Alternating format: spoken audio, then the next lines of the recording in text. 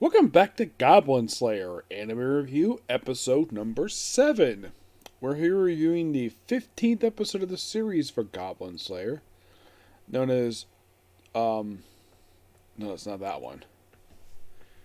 Training Ground on the Outskirts of Town.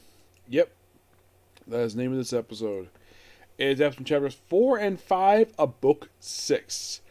I hope when they finish that book 6, can you please adapt book 3? You still have not adapted that book yet. Maybe it might be adapted for, because I read a line apparently in the next episode, Onward Adventure, that does finish up adapting book 6, but I don't know about the very next episode. Episode 17. Yeah, that one I don't know. So basically for this one, mostly put it's just, well, oh, okay. So it looks like though that I'm looking at basically what book can happen next. They are basically adapting book 7. Yep, they still have not adapted book 3 yet.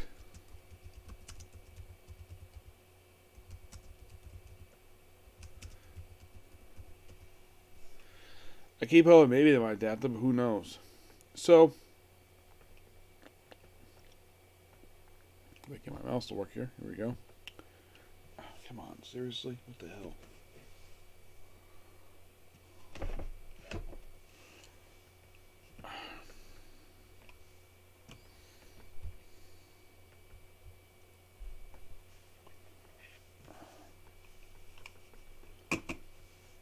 Okay. So, basically, it just basically several different groups basically training. We have night training with Rhea Fighter and a younger girl.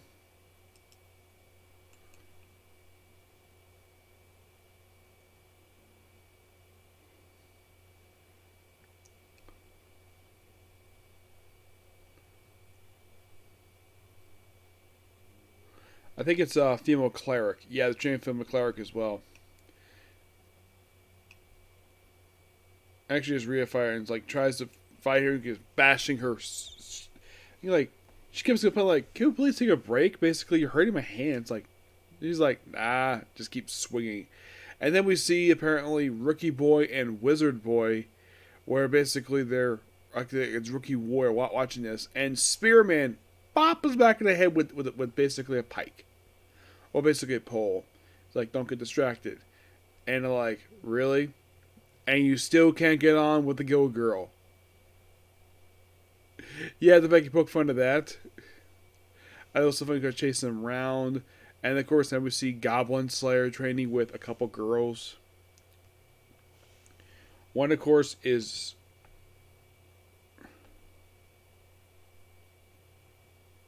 Apprentice Cleric and Druid Girl. Yep, and of course, Guild Girl comes in after practicing with basically looks like a slingshot. And then Cowgirl shows up a priestess with lunch. Yep. And of course, they have lunch, and then we also see Wizard Boy talking to. Well, first talks to priestess for a bit, but does not bring up the fact that she knows his sister. Yep, does not bring that back. Then, of course, he has a brief conversation with Dwarf Shaman, Lizard Priestess in the episode very briefly. High Elf Archer Girl, basically. She basically is in the episode too. She doesn't do very much here. And then, of course, basically, we have Goblin Slayer being invited by Heavy Warrior and Spearman to go out to hang out for drinking. Oh, yeah, and also Cowgirl's basically being told, hey, be told to lock up. And plus, well, they say it was her father, but actually it's her uncle. To make sure everything's all locked up tight, to make sure goblins don't show up, because those are my goblins. So they go out drinking, and of course, basically, like, they go to like tavern, not the guild tavern per se, because they want to embarrass himself, probably because, and of course, they hint it because of the thing, his crush on Guild Girl. And they go to a bridge where he's like, you're interested in women, and of course, they all know that he's interested in Guild Girl, despite the fact he already hangs out with a hot woman. He hangs out with Witch. Yes, his partner has a thing for him, But yeah, he's oblivious to that because he has a name for Guild Girl. And he points out to the fact he's got the Guild Girl, Priestess, the Archer. Like, oh yeah, you saw all these women and collect and women. He apparently does not know the fact that the Sword Maiden has got a thing for him too. Of course, she's the only girl who actually has confirmed she has feelings for Goblin Slayer. Hasn't gone very far yet, but she's the only who's confirmed who actually has feelings for him. Oh yeah, and also it's pointed out,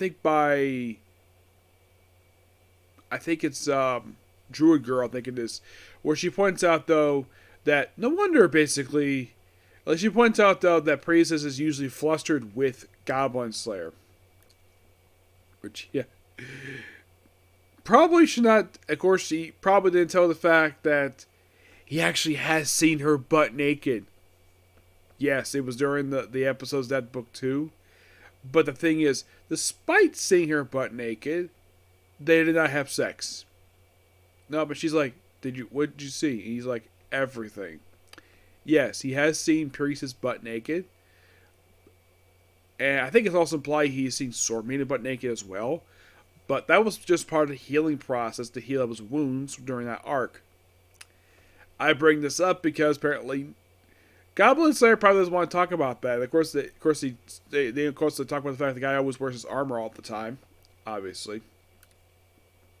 But I do appreciate the scene of Spearman, Head Warrior, and Goblin Slayer just having a polite conversation, talking about adventuring, talking about a little about women, the fact about their dreams, which, according to Goblin Slayer, before he officially became Goblin Slayer, he did become an adventurer, which he did accomplish that, but he will become an adventurer who's basically important to history.